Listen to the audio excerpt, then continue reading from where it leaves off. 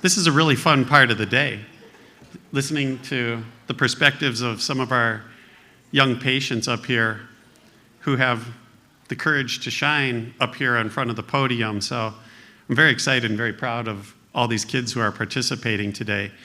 If there are any other kids who agreed to participate, please come up to the podium. We'd love to have you participate with the rest of the crew up here. So, yeah, kid at heart, that doesn't count, Thomas, anymore. But anyway, and can we also have this microphone on, please? I think that's for the questions out in the audience. Oh, are you going to lead that charge? Yes, this one on. You want me to go ahead and start? Yeah, go ahead. He's aware of starting it, so, okay. Oh, wait. My announcement. Oh, right. One really important announcement, really important actually, is tickets to the state fair. So there was a miscommunication, right, like I said. But last night, these were handed out because they look like a ticket, right? But it was kind of a save the date, little artistic, cutesy thing that we produced to get you all excited about the fair. This is not a fair ticket. So if you received this from Pam last night, it's not a fair ticket. This is what a fair ticket looks like. So if you show up with this, you're not going to get into the fair. It's this smaller one. See the difference between the two? These you can get from Sam. Oh, there she is. And she's trying to go around, but just spread the word, please, if you know of anybody who may not have gotten this message. All right. Okay. Hi, everyone. I'm Bill Reiner. I've been working with kids and adolescents with bladder exstrophy since 1976, and I don't want to subtract that from the present date. I don't want to know how many years ago that was. Actually, I will say I was a urologist for 18 years. Most of my work was pediatric urology, and then I retrained in psychiatry, and then I did a fellowship in child and adolescent psychiatry, and I started to see the same kids that I used to deal with. I was at Hopkins for all those many years. And the very first person I ever saw with bladder exstrophy was 8 hours old in 1976. And then when I went into child and adolescent psychiatry, 21 years later, I saw him again. He came to see me as a psychiatrist. I recognized his name. Of course, he didn't recognize me. All right, so we have a stellar panel up here, and these are all adolescents with some form of exstrophy, some variation therein, and it's always great to have them up here because they're always terrified. They're not used to speaking in front of people, and I can appreciate that. Being a pretty serious introvert, I had to learn how to talk to people and force myself upon them, and then sometimes they regret that I learned that, but that's a different issue. So really, I think what works best, since these kids actually have a lot of knowledge, they don't look at it that way, but they do. They have a great deal of knowledge, and they aren't going to give that knowledge to you spontaneously. It just isn't the way human development works. We talk about child development, but that's a misnomer. It's human development. You know, you start human development at fertilization, and you end human development when you die or get Alzheimer's disease, whichever comes first. And you develop all the way through those years. Most of your fast development occurs when you're young, but we continue to develop. So they're part of the human experience, just as each of you each of you, whatever the right English is. And they have a lot to offer, but you're going to have to ask them questions. So they range in age from 11, who's 11? To 16? To 16, and they have a lot of information. They're not used to giving it, but if you ask questions, we have a microphone roaming around someplace. Raise your hand and you can ask questions. And I just have to try to encourage them not to be too afraid because they're terrified up here. Are you guys terrified? Okay, Addie's not terrified, but I think the rest of us are. I mean, the rest of them are. So when you talk, when you answer, you got to pull the microphone to you and speak into it, because otherwise nobody's going to be able to hear you. Does that make sense? It actually moves. There it goes. All right. So they've gone through 11 to 16 years worth of development, and many of you are parents of kids who are younger than that. And even if you aren't, you can still learn things from other people. And I think if you can ask questions, I think that's what's really important. The topics that are really difficult to identify and to talk about are problems of identity. Just, who am I? What am I doing on this earth? And although they aren't very likely to look at that question directly, they do deal with that question all the time. I learned early on that kids with bladder exstrophy, whether it's a variation of the exstrophy world or classical exstrophy, they look at themselves typically as being a bladder exstrophy kid. And I kept trying to convince them that they really are just a kid who has bladder exstrophy. But then I finally realized that was incorrect. They really do see themselves as a bladder exstrophy kid, and each of us sees ourselves in some way, and that's the way they look at themselves. So I think that is an important issue. The other issues are obvious, the incontinence issue and dealing with that, if you have anti-incontinence surgery, the catheterization issue, and how do I hide this from everybody else, and everybody knows I have bladder exstrophy. Of course, nobody knows unless you tell them, and then they're going to have a blank stare because they're not going to have a clue about what that means. So, but that's not something you necessarily recognize when you're 10 or 12 or even 14 or 16 necessarily. Those are things you begin to realize with more experience in life. And then the other issues are romantic issues, sexual issues that are huge issues for these kids. Well, the truth is they're huge issues for all adolescents, but they're bigger issues for kids with exstrophy because they think about it in a more serious way. And romantic issues tend to terrify kids with exstrophy when they think about them. When do they start thinking about them? The youngest I've ever had who asked me at age 10 years old if she could possibly have sexual intercourse. 10 years old. I mean, I about fell off my chair. Well, the answer was yes, of course, but she didn't know that. And she asked her mother, and her mother didn't know that. So these are questions that you don't think that kids keep in their head. These are crucial questions in being human. And by the way, that girl, the last time I talked to her, she was 24 and she wasn't sexually active. That wasn't the issue. The issue was what was possible. And we've been talking a lot about possibilities in these kids with variations of exstrophy. Exstrophy, and the possibilities are those things that are possible for humans. So those are all issues. So with that, what I'd like you to do is come up with some questions for them. One thing I can ask about is Solomon's journey. Solomon, I mean, all these kids go through a journey. They all have a journey through life. Solomon had a journey that started in another country, in another continent, and has worked his way all the way to this strange continent on the other side of the ocean, one of the oceans, right? So where did you start? Uganda. And where did you end up? Canada. Are you going to end up there permanently, or are you going to move some more? I'm not sure. Right, exactly. Well, that's probably true of all of us, isn't it? So any parents have any questions, you can ask them anything. If they don't know the answer, they'll tell you that. If they don't want to answer it, they'll let you know that too. Don't everybody jump up at once now. Okay, I'll start a question. I'd like to know from each one of you if you've ever told your friends that you have bladder exstrophy. Why don't we start with Addie? Yes. Are those mics working? Can you guys hear them? Pull the microphone a little closer to you and talk directly into it. So Addie, start again. Yes, I have told my friends. Okay. No. Sometimes. No one really asks. No one has asked? No. Okay, so are there any friends that you would like to tell? Any of your friends that you feel close enough to that you'd actually like them to understand? Start with this end and go that way now. Solomon? No. Not really. Huh? My friends are my brothers, and they already know. Right. They know everything. Yeah. Because you tell them everything. Yeah. Okay. I think it depends. I was out for a bike with the surgery, so then they kind of did know that I was just leaving, but we've always just said it's kidney. Pull the mic closer to you when you do that. Can you say all that again? Because I couldn't hear you. Pull it down. I think it depends. I was out for a bike season due to a surgery, so they kind of had a clue in knowing that I can't fall during races. No. Good, you gotta move closer to the microphone. No.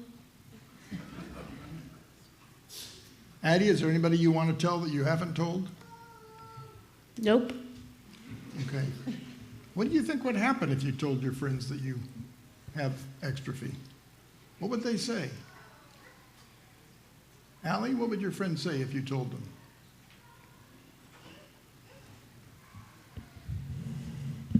I don't know. They would probably just say nothing. I don't know. That's probably right. They probably wouldn't have a clue about what to say, so they wouldn't know what you were talking about. Even if you explain it to them, they wouldn't understand. It's too complicated. But at least you're giving them some intimate information about you, and it might make them feel closer to you or you closer to them. I don't know. Anybody have any ideas? So I'm sorry, I don't know your name. Yeah. Layden. Can you speak it into the microphone? Layden. So what would happen if you told a friend that you have bladder exstrophy? I really don't know. I think most of them wouldn't have a clue about what it was. What about being discovered having catheters? Do all of you catheterize? No, not all of you. 3 of you do and 2 of you don't. So what would happen if your friends discovered that you have catheters? What would happen to you? What would you do? Would that be embarrassing? Scary? They probably still wouldn't know what it is. That's right. They might misinterpret, but they won't understand. That's true. They won't know what it is. I think that's right. Okay, parents?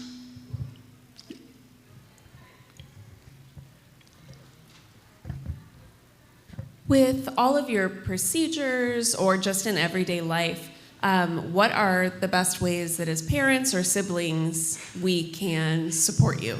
Is it just in giving you love? Is it giving you space? Are there things that we can do to make your journey easier?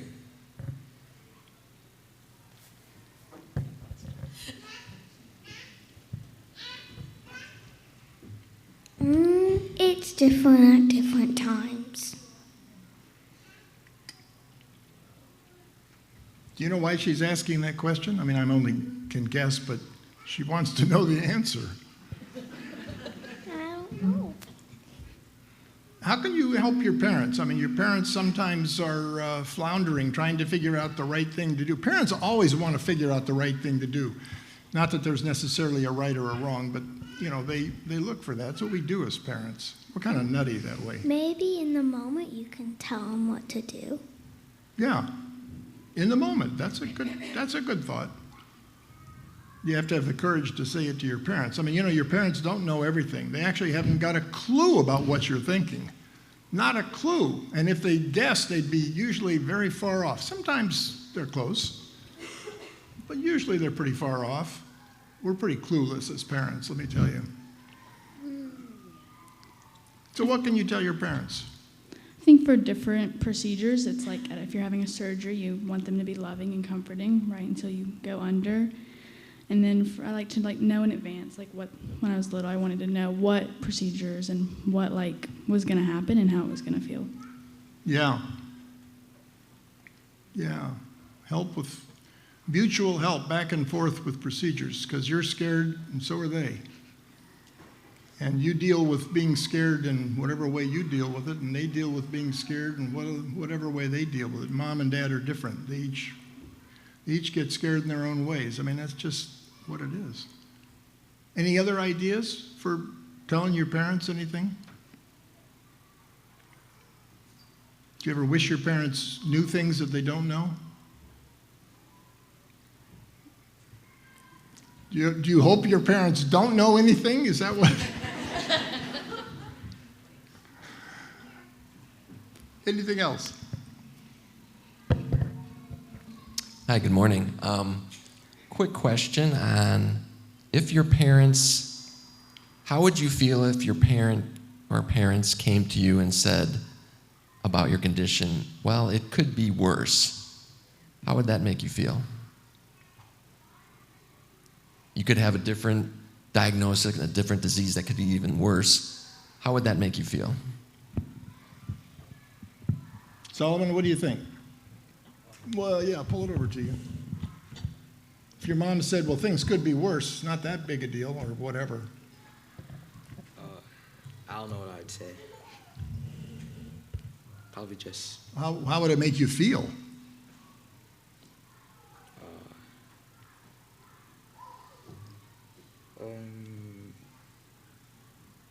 lucky. Okay? Yeah. What if your mom said things could be worse to you?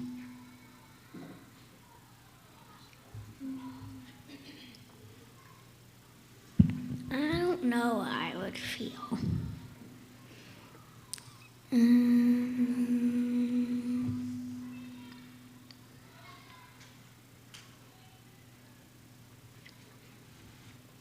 It's a tough one. I don't know. Maybe lucky, like you said, but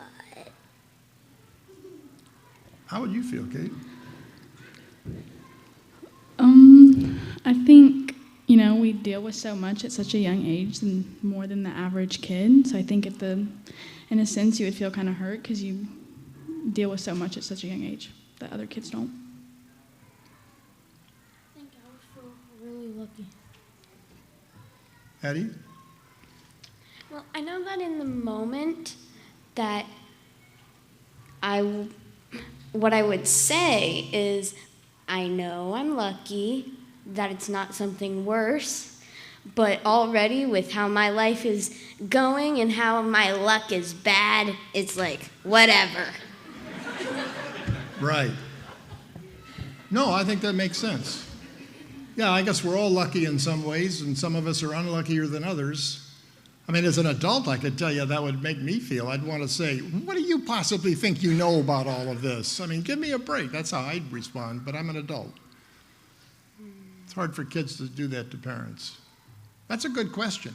I think that's a good question. That's a tough one.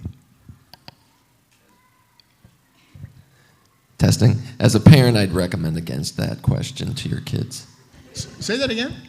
As a parent, I would recommend against that question Yeah. to your kids. Yeah, I would too. You may get punched if your kid's old enough, right in the nose. Thank you all for being brave, first of all. The question is, when you aren't reminded that you have a doctor's appointment or that you're at the doctor, how much time do you spend thinking about medical issues or medical condition or the ways that life is different for you when you're not in a medical setting? Did that make sense?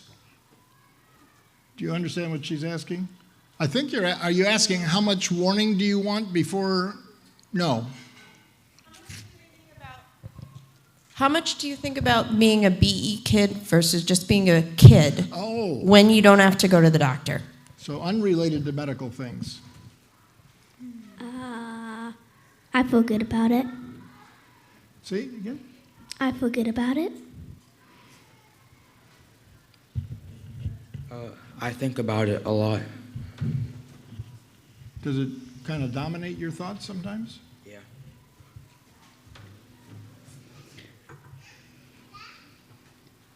Where's my train of thought?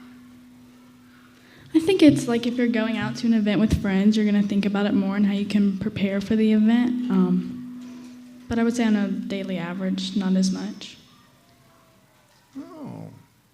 So when you're going to be active with other kids, roughly your age, peers essentially, you'd think about it more. What do you think, if they knew you had exstrophy, what do you think they'd think about it?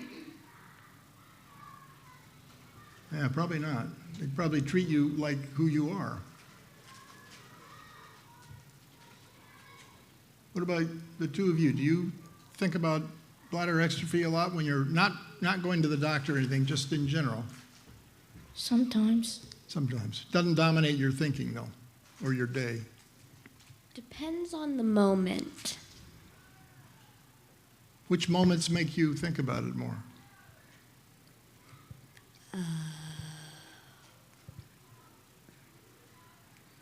I don't know. What if you're sad? You think about it more if you're sad about something? No. Kate, you're nodding your head. Do you think about it more when you're sad? Yes. Okay. So it's mixed.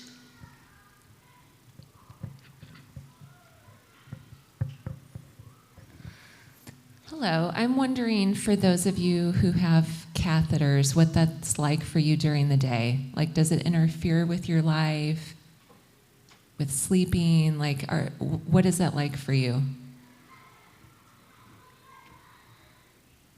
Solomon, you don't use a catheter, so you can't answer that. So let's start with Allie. No, it's really fast during the day, and I don't sleep with one, so not that big of a deal. Okay. Interesting. One way to keep it, like, I'll use ID cases and I'll put it in, so when I'm just going to the bathroom, you're just grabbing an ID case. At school, I just bring my bag because it's the end of the class period. For nighttime, I hook up to a drainage bag, so I'm not waking up every 3 hours. Who else uses a catheter? Anybody? Does it interfere with your activities during the day, Kathy? No, because usually it's in a time period where it's not interfering with my classes or hanging out with my friends or mainly doing anything. And I don't have to sleep. I don't have to have one at night, so I sleep peacefully. What about if you're going to go spend an afternoon with a friend? Do you think about, or do you have to kind of force yourself to remember to take some catheters with you? Is that a problem? No, because usually I already have a cath pack full of my I usually have a pouch already full of cath packs ready for when I go out, so I can just grab one on my way out. So you're prepared already? Yeah. That's good. That's good. Has it made you have to be more responsible, like, throughout the day? And then what has that been like? I think it makes you plan ahead. So, I think it makes you have to plan ahead to know, like, what times you have to go and to make sure you're responsible with that, because if you're not, the repercussions are big. That actually is a really important question, and I think that's a really important answer, having to plan ahead, because planning, organizing is what we call an executive function. It's a kind of a function an executive, a CEO has to have to be any good. And the problem is that not all people have good executive functions. Some people, kids, adults, whatever, have poor executive functions, and they just don't plan. They can't plan. It doesn't work in their brain. So that's where parents come in, and parents have to pay much more attention to those kids and work on programs to help them. They aren't going to be able to plan, but help them to remember what needs to be done, despite the fact that it isn't natural to them. I mean, it's not natural to anybody, I suppose, but people with good executive function, it doesn't take a lot of work. Those of us who aren't so good at it, it takes a lot of work. And the reason I ask about forgetting catheters is that one of the executive functions is recalling your catheters. If you forget them, you can be in big trouble at some place that you're, spending the day or the night or whatever. And I've heard some tales about kids who've gone off on camping trips and suddenly realize they forgot their catheters. Oops. So there they are in the woods or at the lake or whatever. So those are important questions. And the planning isn't natural to all kids or adults, because the kids who aren't good at planning aren't going to be good at planning when they're adults either. Can drive your spouse crazy, by the way, if your spouse is a good planner or has good executive functions. Okay, next. Are there social situations you've encountered that you have felt really awkward about because of BE, like a sleepover or camp or sporting events, and how did you handle that?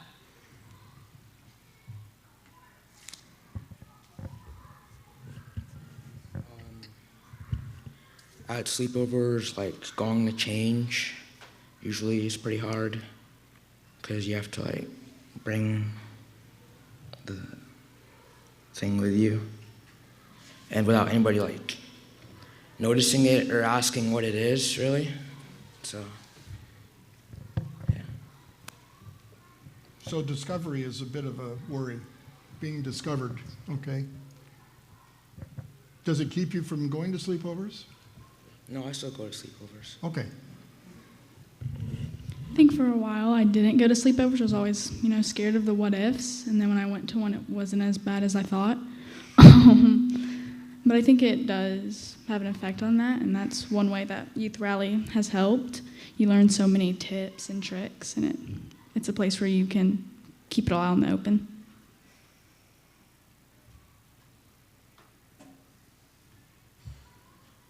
Anything? That's all? By the way, Youth Rally, I got the Youth Rally brochure in my back pocket, so it's right over there in the corner. I actually learned the catheter story I was telling you about. I learned at Youth Rally, and I'm afraid to tell you what he did when he realized he was out in the woods for 2 days and didn't have a catheter.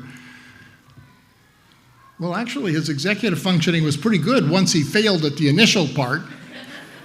So he finally realized that everybody was using a straw to drink their sodas. So he used a straw. It made me cringe, but he drained his bladder and it worked, and he's fine. So I thought, well, okay, there's some ingenuity. I'm not sure I would have thought of that, but I guess if you're in the middle, you're going to do it. Okay, who's next? Those of you who do have a catheter, what age were you, and what was your biggest struggle adjusting to a routine with the catheter instead of prior? So, Allie, you use a catheter? Mm-hmm. So how old were you when you started using it? I don't remember. A long time ago. Long time. And first, I didn't do it. Mom or Dad did it. And then I learned how to do it. And that was hard. And then it stopped working. So now I don't use one. But I need surgery to use one. So, yeah. So sometimes it can be a little scary. Yeah. If it doesn't work, especially. Yeah. Yeah. I was 13 when I had the surgery to get a Mitrophon off, and then for about, I would say 6 months to a year it worked, and then it wouldn't go in. And then my doctor, we went in, and he put the tube in to try to help it, and it didn't work, and I knew I was in trouble when my doctor couldn't get it in. And then we had another surgery a year or two later in November, and it's worked since. He just moved the placement, and going however many hours they say to go is really important because it can mess things up, and doing what they say. One of the things I think that the mothers have talked a lot about, a lot of people have talked about it today, is having a really important and good relationship with your surgeon. And the surgeons who take care of the kids and adolescents with bladder exstrophy tend to be very special people, and they have good relationships with their parents and with their kids, with the kids they're treating. But you can see it's important from the kids' standpoint too to have a good relationship. They may not recognize it when they're 6 or 8 or 10 or maybe even 12 or 14, but at some point they realize it's quite important. Was that good enough?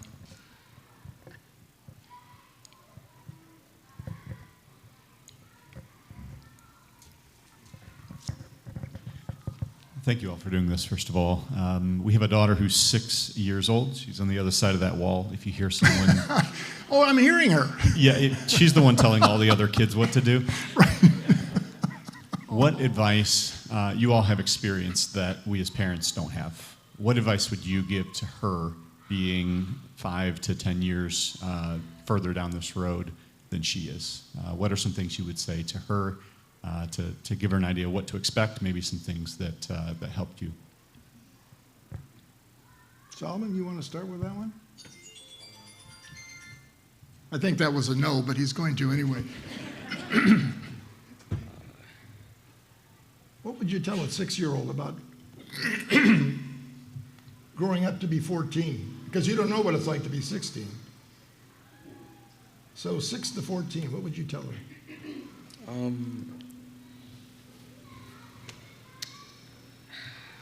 don't know. I mean, it's just you and her in a room, and she's asking questions, and you're trying to help her. But what's the question? What would you tell her about what it's like to grow up to be 14 with Exstrophy? Well, for me, it was kind of hard.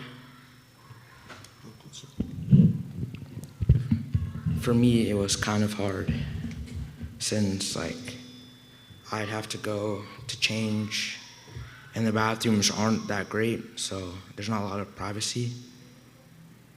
And, yeah. So it's hard. For me, it is. Allie, what would you tell a 6-year-old of what it's like to be 6 to 11? What it's going to be like? To not worry a lot. Okay. She'll make it? Yeah. Why wouldn't you? She'll live through it. Yeah. Anything else? No. I think asking questions, going to rally, not being like when you go to rally, ask as many questions. Asking questions to your doctors and not being afraid and knowing that you have this condition and you can't change it, so you might as well make the best of it. Right, right. What would you tell a 6-year-old? How old are you? 12. So what would you tell a 6-year-old about getting from 6 to 12? What it's going to be like? Is it going to be easy? Is it going to be hard? It depends. It might be easy and it might be hard. What would make it hard?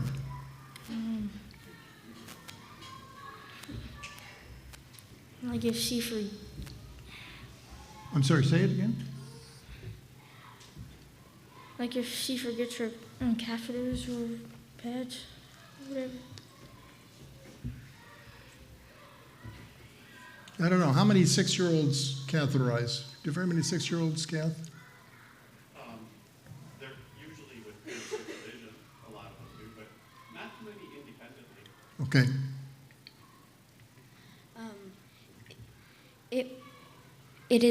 It was hard, but then it gets easier when you get older and you get more used to it and you know the way to do it, and it just gets easier and easier the older you get. I think one thing it does is create a good mindset. You know, you go through all the challenges, and you can use that in your everyday life. Is look at all the challenges that I've overcome, and what's one more?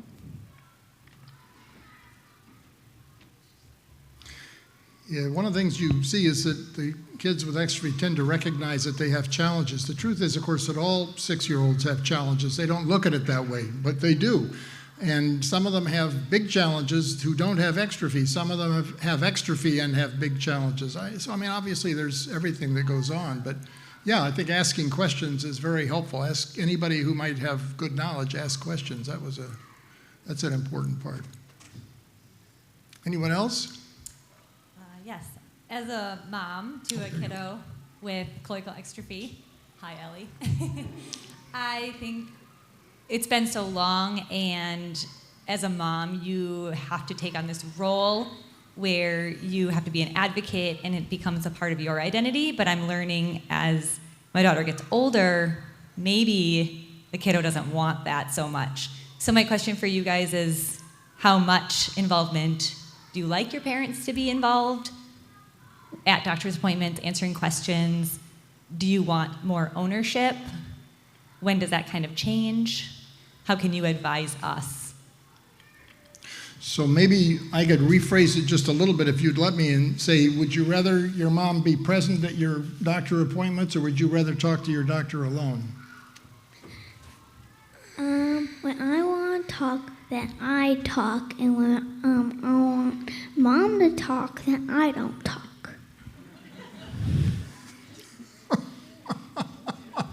Good point. I want my mom to be present since she knows more about it than I do.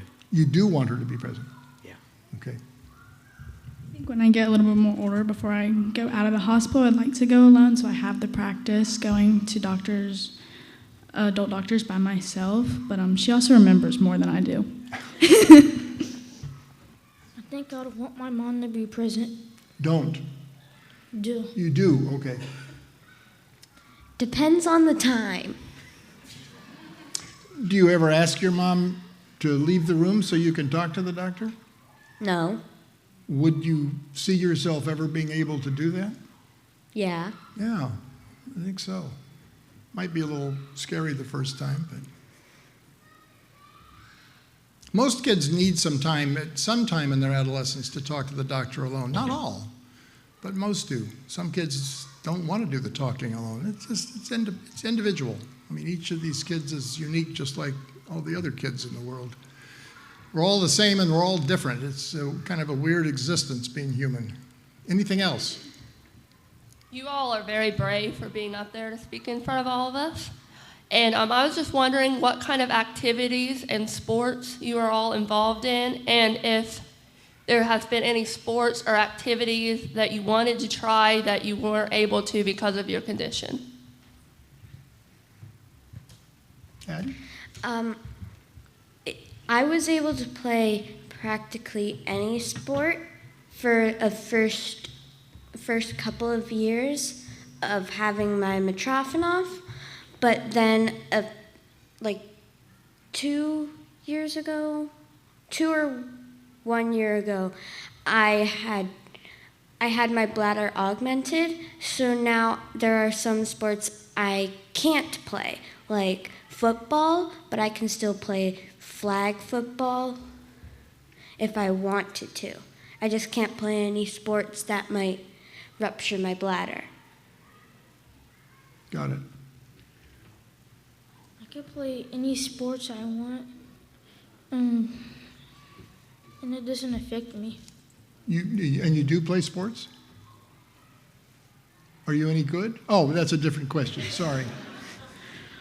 When I was little, I did dance, gymnastics, twirling, but now I've gotten into mountain biking. I had my bladder augmented, and a year ago, my doctor said that it's a risk of rupturing your bladder, and I got to make the decision if I was going to or not. You know, I did all those sports just trying to find the one I loved, and I felt like that was the truly one I loved. But there's risk with everything and outgoing the risk. I take precautions, wear a big protector. My cousins have a trampoline. I would always go on it, jump to my stomach, and turn fast to my back. So if a fall happens, I know how to protect my bladder as much as possible, and cathing right before, making sure I have an empty bladder when I'm riding, not racing there was a race I wanted to do. It was 3 hours. I have to pee every 3 hours, so it wasn't, just couldn't do the race because it's not worth the risk.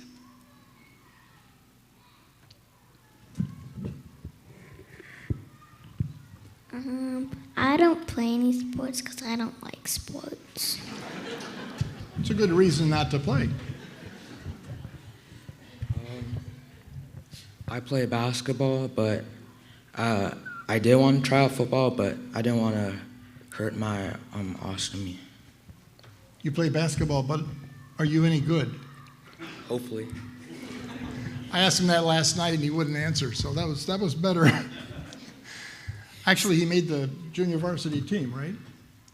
Junior team, the junior team as a freshman. Well, I made it last year. Oh, you made it last year? Okay, well, I'm a little slow in these things. So we have time for one more question. I wonder if any of the doctors have a question of our panel? Okay, Dr. Krieger? Yeah, thanks again for your insight. You guys are very thoughtful. Do you have any memories from going to the doctor? And were there things the doctors or the nurses could have done differently to make it better for you? Or are there things you would like to see us do better when you come to the doctor? I think telling us information is the key. Sometimes we don't ask, so we don't know. But trying to give your patients the most information that can affect their life, just making sure they know.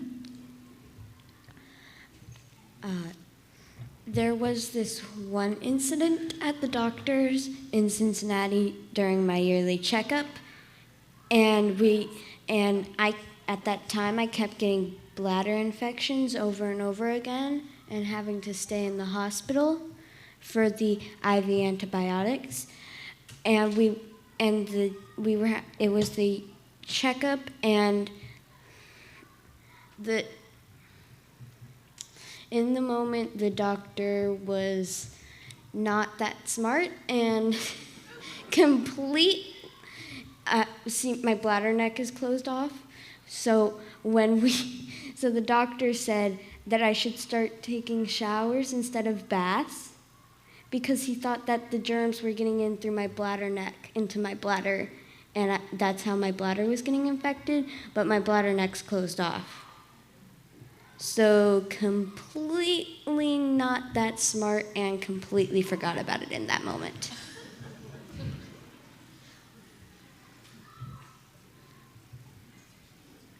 Anything? What?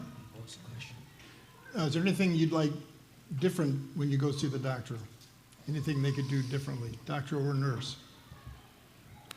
You're okay with?